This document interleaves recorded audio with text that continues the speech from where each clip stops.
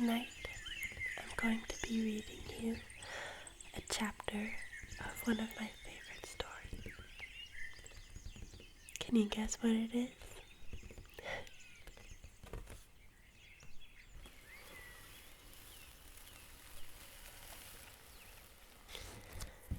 The story is Game of Thrones.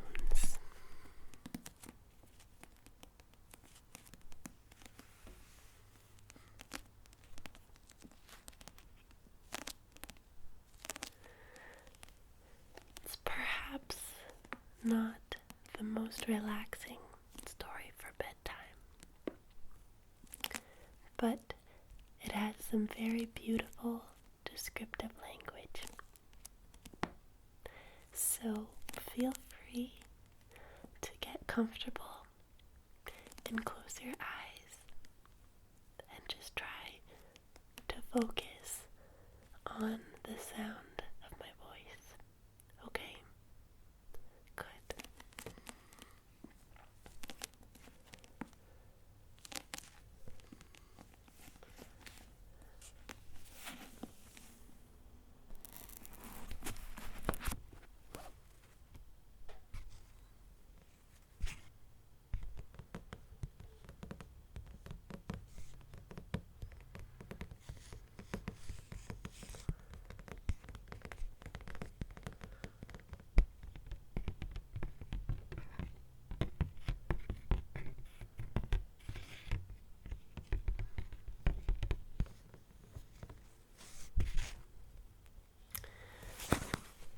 This is the first book in the series by George R.R. Martin, and I'm going to be reading you a chapter from the perspective of a character named Daenerys Stormborn of House Targaryen. She's the mother of dragons.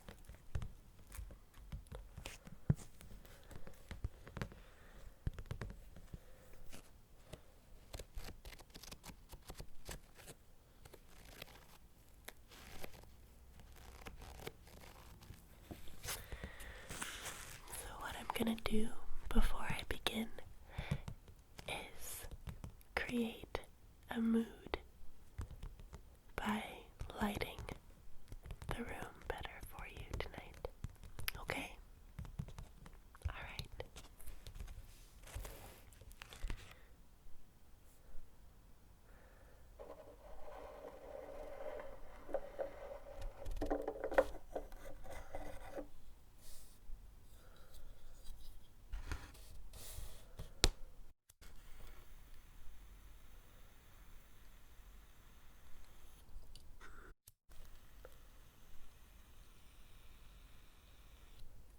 Okay, that candle's not working. So I'm gonna light this one instead.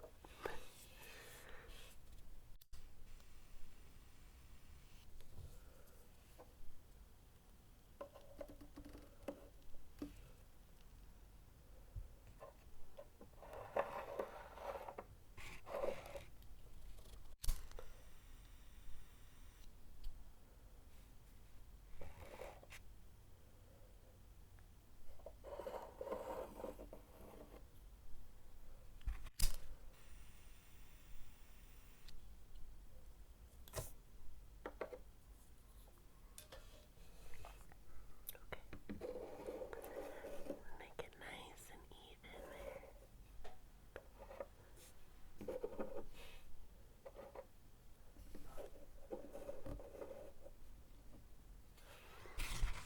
Okay, I'm gonna go ahead and switch off the light now.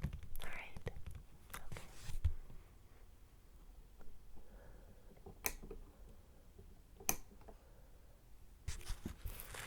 There we go. How is that? Good. I'm glad you like it. Let's begin. I believe I dog-eared the page that I left off on. Yes, here it is.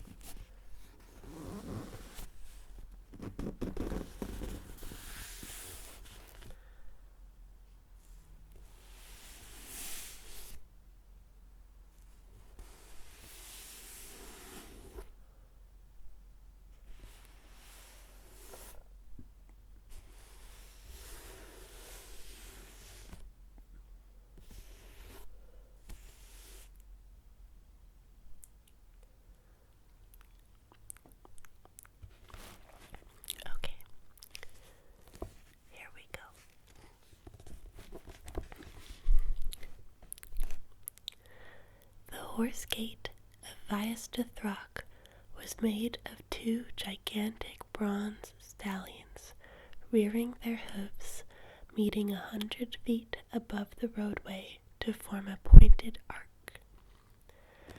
Danny could not have said why the city needed a gate when it had no walls and no buildings that she could see.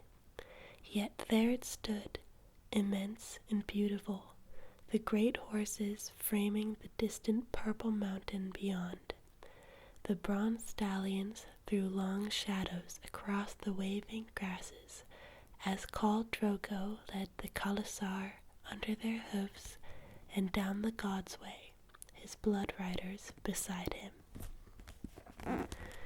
Danny followed on her silver, escorted by Ser Jorah Mormont and her brother Viserys, mounted once more. After the day in the grass when she had left him to walk back to the Khalasar, the Dothraki had laughingly called him Khal Rhaemar, the Sorefoot King. Khal Drogo had offered him a place in a cart the next day, and Viserys had accepted. In his stubborn ignorance, he had not even known he was being mocked. The carts were for eunuchs, cripples, women giving birth, the very young and the very old.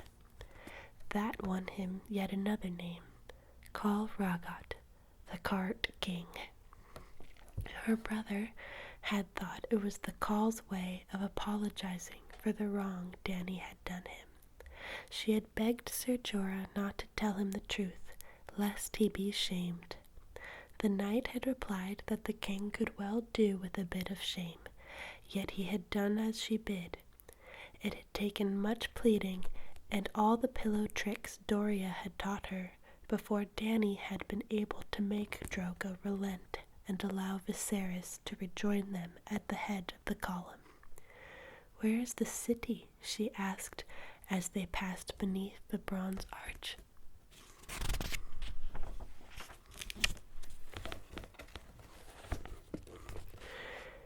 There were no buildings to be seen, no people, only the grass and the road, lined with ancient monuments from all the lands the Dothraki had sacked over the centuries. "Ahead," Ser Jorah answered, "under the mountain." Beyond the horse gate, plundered gods and stolen heroes loomed to either side of them. The forgotten deities of dead cities brandished their broken thunderbolts at the sky as Danny rode her silver past their feet. Stone kings looked down on her from their thrones, their faces chipped and stained, even their names lost in the mists of time.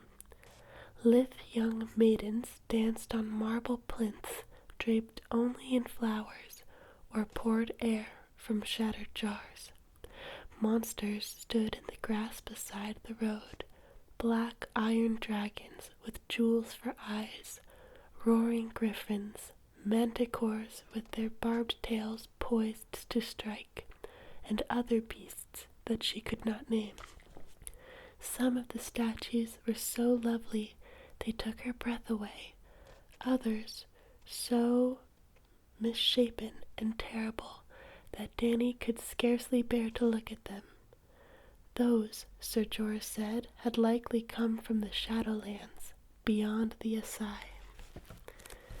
"So many," she said, as her silver stepped slowly onward, "and from so many lands."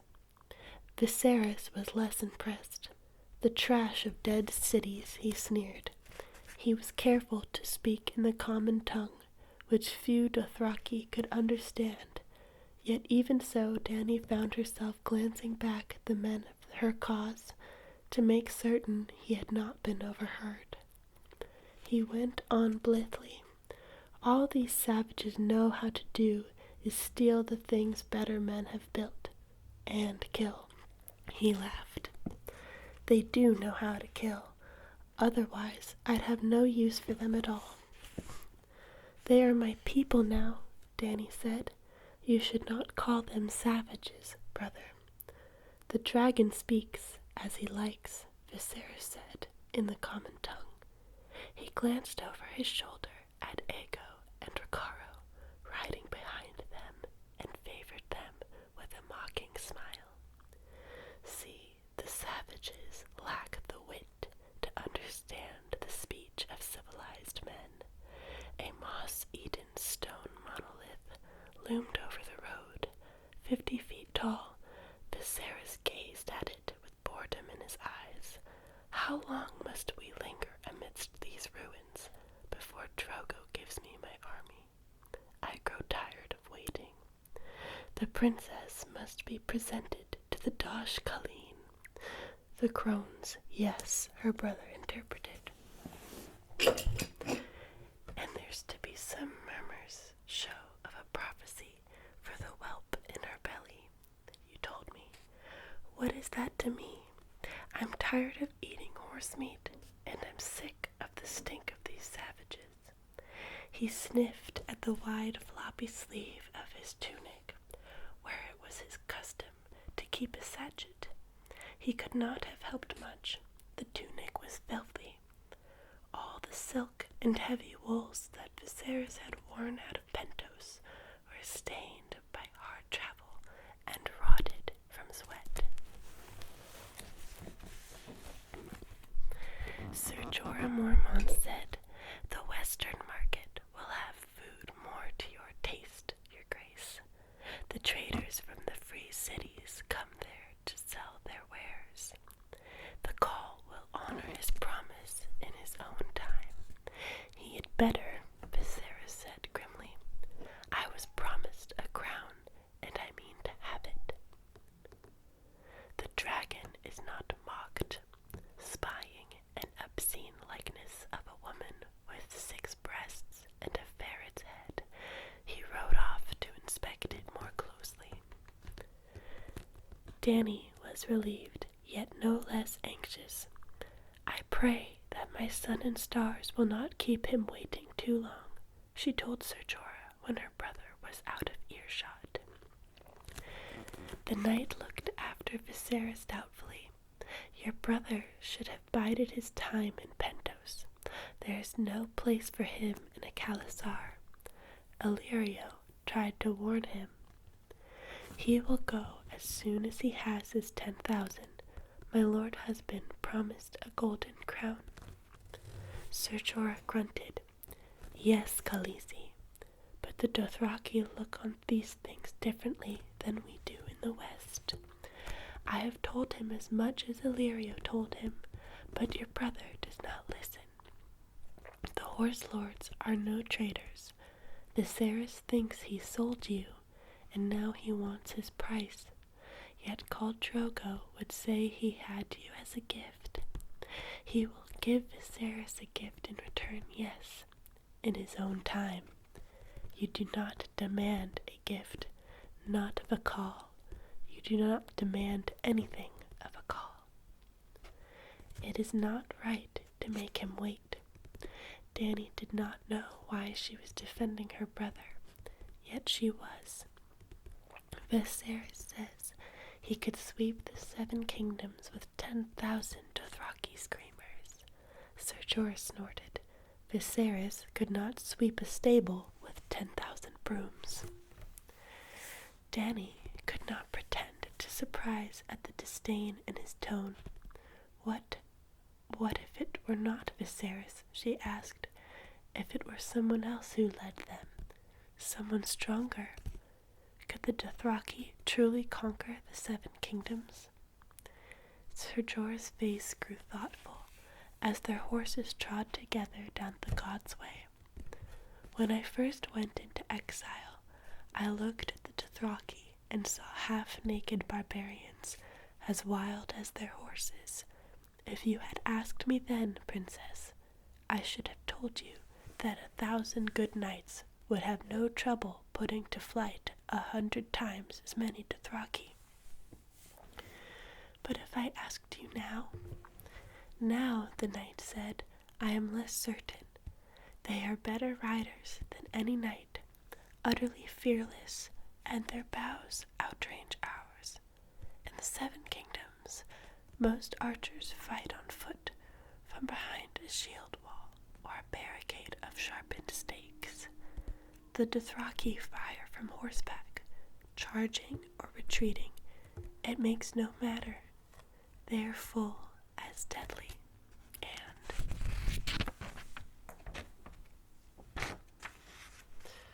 there are so many of them, my lady.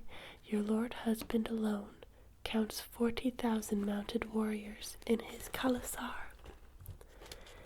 Is that truly so many? Your brother Rhaegar brought as many men to the Trident, Sir Jorah admitted, but of that number, no more than a tenth were knights. The rest were archers, free riders, and foot soldiers, armed with spears and pikes. When Rhaegar fell, many threw down their weapons and fled to the field. How long do you imagine such a rabble would stand against the charge of 40,000 screamers howling for blood? How well would boiled leather jerkins and mailed shirts protect them when the arrows fall like rain? Not long, she said. Not well. He nodded. Mind you, princess, if the lords of the 7 kingdoms have the wit the gods gave a goose, it will never come to that. The riders have no taste for siegecraft. I doubt they could take even the weakest castle in the 7 kingdoms. But if Robert Baratheon were fool enough to give them battle— Is he? Dany asked. A fool, I mean. Sir Jorah considered that for a moment. Robert should have been born Dothraki, he said at last. Your call would tell you that only a coward hides behind stone walls instead of facing his enemy with a blade in hand. The usurper would agree.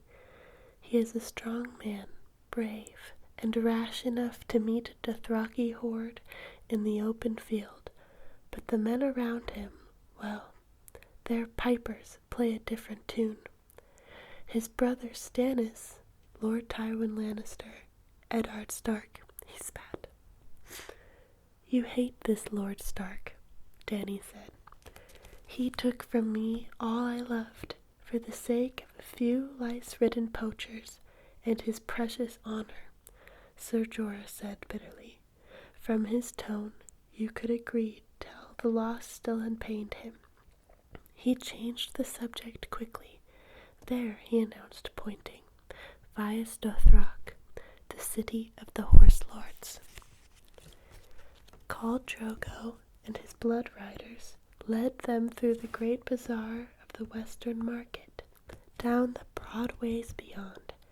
Dany followed, close on her silver, staring at the strangeness about her. Vaes Dothrak was at once the largest city and the smallest that she had ever known.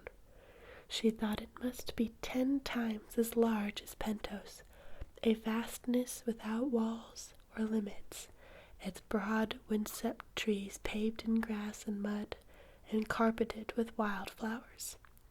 In the free cities of the West, towers and manses with hovels and bridges and shops and halls all crowded in one on another.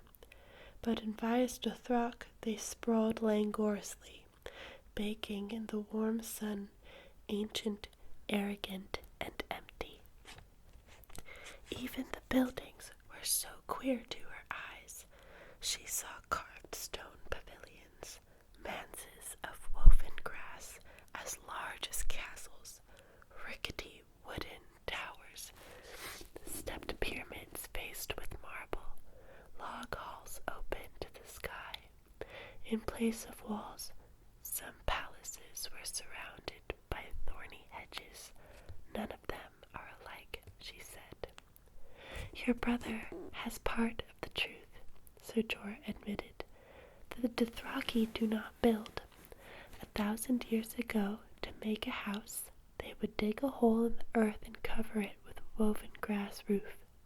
The buildings you see were made by slaves, brought here from the lands they've plundered, and they built each after the fashion of their own peoples. Most of the halls, even the largest, seem deserted. Where are the people who live here? Danny asked. The bazaar had been full of running children and men shouting, but elsewhere she had seen only a few eunuchs going about their business. Only the crones of the Dosh Kalin dwell permanently in the sacred city. Them and their slaves and servants, Sir Jorah replied. Yet Bias Dothrak is large enough to house every man of every Khalasar, should all the calls return to the mother at once. The crones have prophesied that one day that will come to pass, and so Bias Dothrak must be ready to embrace all of its children. Khal Drogo finally called a halt near the eastern market, where the caravans from Yi Ti and Asai and the Shadowlands came to trade. With the Mother of Mountains looming overhead, Dany smiled as she recalled Magister Ilyrio's slave girl and her talk of a palace with 200 rooms and doors of solid silver. The palace was a cavernous wooden feasting hall, its rough-hewn timbered walls rising 40 feet, its roof sewn silk, a vast billowing tent that could be raised to keep out the rare rains or lowered to admit the endless sky. Around the hall were broad grassy horse yards, fenced with high hedges, fire pits, and hundreds of round earthen houses that bulged from the ground like miniature hills covered with grass. A small army of slaves had gone ahead to prepare for Khal Drogo's arrival. As each rider swung down from his saddle, he unbelted his arak and handed it to a waiting slave, and any other weapons he carried well. Even Khal Drogo himself was not exempt. Sir Jorah had explained that it was forbidden to carry a blade in Bias Dothrak, or to shed a free man's blood. Even wearing Khalasars put aside their feuds and shared meat and med together when they were in sight of the Mother Mountains. In this place, the crones of the Dosh Kalin had decreed all Dothraki were one blood, one Khalasar, and one herd. Kaholo came to Dany as Irri and Shiki were helping her down off her silver. He was the oldest of Drogo's 3 blood riders, a squat bald man with a crooked nose and a mouth full of broken teeth, shattered by a mace 20 years before when he saved the young Kalaka from sellswords who hoped to sell him to his father's enemies. His life had been bound to Drogo's the day her lord husband was born. Every Khal has his blood riders. At first, Dany had thought of them as a kind of Dothraki king's guard, sworn to protect their lord. But it went further than that. Jaqi had taught her that a blood rider was more than a guard. They were the Khal's brothers, his shadows, his fiercest friends. Blood of my blood, Drogo called them, and so it was. They shared a single life. The ancient traditions of the Horse Lords demanded that when the Khal died, his blood riders died with him, to ride at his side in the Nightlands. If the Khal died at the hands of some enemy, they lived only long enough to avenge him, and then followed him joyfully into the grave. In some Khalasars, Jaqi said, the blood riders shared the Khal's wine, his tent, and even his wives, though never his horses. A man's mount was his own. Daenerys was glad that Khal Drogo did not hold to those ancient ways. She should not have liked being shared, and while old Kaholo treated her kindly enough, the others frightened her. Haego, huge and silent, often glowered as if he had forgotten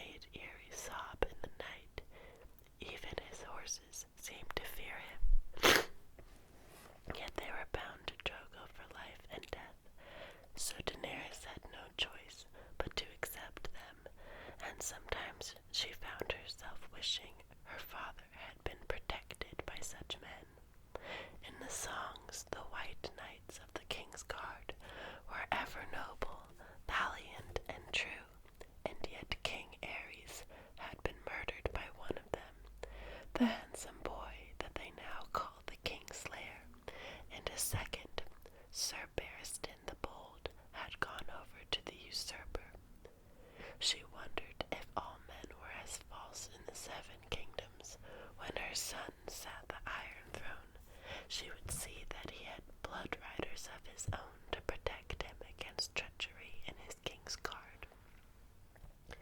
Khaleesi, Kahola said to her in Dothraki, Drogo, who is blood of my blood, commands me to tell you that he must ascend the Mother of Mountains this night to sacrifice to the gods for his safe return. Only men were allowed to set foot on the Mother, Dany knew. The Cole's blood riders would go with him and return at dawn. Tell my sun and stars that I dream of him and wait anxious for his return, she replied, thankful. Dany tired more easily as the child grew within her. In truth, a night of rest would be most welcome. Her pregnancy only seemed to have inflamed Drogo's desire for her, and of late his embraces left her exhausted. Doria led her to the hollow hill that had been prepared for her and her call. It was cool and dim within, like a tent made of earth. Shaki, a bath please, she commanded, to wash the dust of her travel from her skin and soak her weary bones. It was pleasant to know that they would linger here for a while, that she would not need to climb back on her silver on the morrow. The water was scalding hot, as she liked it. I will give my brother his gifts tonight, she decided, as Jaki was washing her hair. He should look a king in the sacred city. Doria, run and find him and invite him to sup with me. Viserys was nicer to the Lysine girl than to her Dothraki handmaidens, perhaps because Magister Illyrio had let him bed her back in Pentos. Eerie, go to the bazaar and buy fruit and meat, anything but horse flesh. Horse is best, Eerie said. Horse makes a man strong. Viserys hates horse meat, as you say, Khaleesi. She brought back a hunch of goat and a basket of fruits and vegetables. Jaki roasted the meat and sweet grass and fire pots, basting it with plums and honey as it cooked, and there were melons and pomegranates and plums and some queer eastern fruit that Dany did not know. While her handmaids prepared the meal, Dany laid out the clothing she had made to her brother's measure, a tunic and leggings of crisp white linen leather sandals that laced up to the knee, a bronze medallion belt, a leather vest painted with fire-breathing dragons. The Dothraki would respect him more if he looked less a beggar, she hoped, and perhaps he would forgive her for shaming him that day in the grass. He was still her king, after all, and her brother. They were both blood of the dragon. She was arranging the last of his gifts, a sand-silk cloak, green as grass, with a pale gray border that would bring out the silver in his hair, when Viserys arrived, dragging Doria by the arm. Her eye was red where he'd hit her. How dare you send this whore to give me commands, he said. He shoved the handmaid roughly to the carpet. The anger took Dany utterly by surprise. I only wanted Doria. What did you say? Khaleesi, pardons, forgive me. I went to him as you bid, told him you commanded him to join you for supper. No one commands the dragon, Viserys snarled. I am your king. I should have sent you back her head. The Lysine girl quailed, but Dany calmed her with a touch. Don't be afraid. He won't hurt you. Sweet brother, please forgive her. The girl misspoke herself. I told her to ask you to sup with me, if it pleases your grace. She took him by the hand and drew him across the room. Look, these are for you. Viserys frowned suspiciously. What is all of this?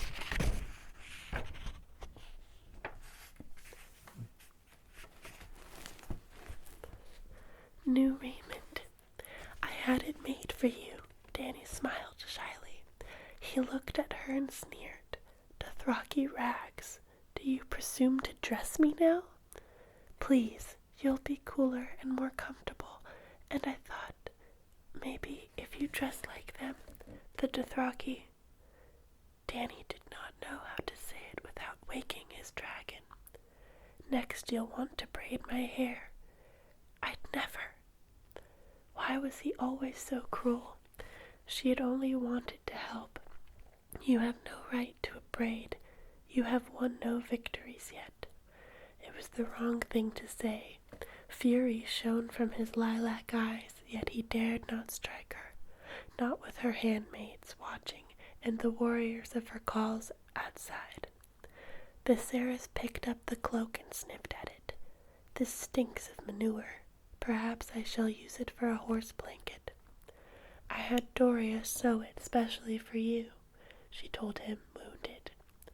These are garments fit for a call.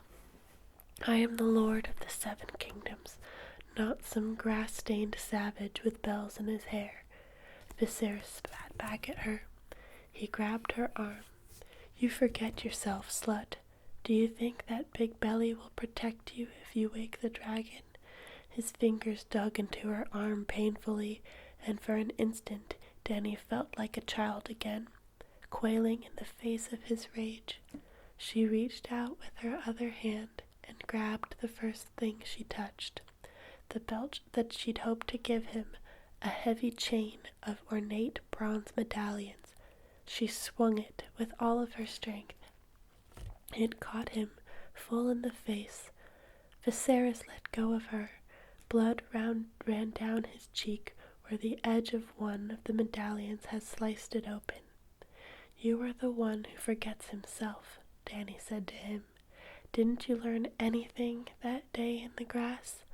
Leave me now before I summon my cause to drag you out, and pray the Khal Drogo does not hear of this, or he will cut open your belly and feed you your own entrails.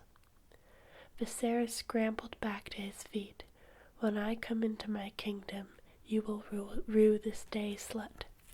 He walked off holding his torn face, leaving her gifts behind him. Drops of his blood spattered the beautiful sand silk cloak. Danny clutched the soft cloth to her cheek and sat cross-legged on her sleeping mats. Your supper is ready, Khaleesi, Jaqi announced. I'm not hungry, Danny said sadly. She was suddenly very tired. Share the food amongst yourselves and send some to Ser Jorah, if you would. After a moment she added, Please bring me one of the dragon's eggs. Eerie fetched the egg with the deep green shell, bronze flecks shining amid its scales as she turned it into her small hands. Danny curled up on her side, pulling the sand silk cloak across her, cradling the egg in her hollow between her swollen belly and small tender breasts. She liked to hold them. They were so beautiful, and sometimes just being close to them made her feel stronger, braver, as if somehow she were drawing strength from the stone dragons locked inside. She was lying there, holding the egg, when she felt the child move within her, as if he were reaching out, brother to brother, blood to blood. You are the dragon, Danny whispered to him. The true dragon. I know it, and she smiled.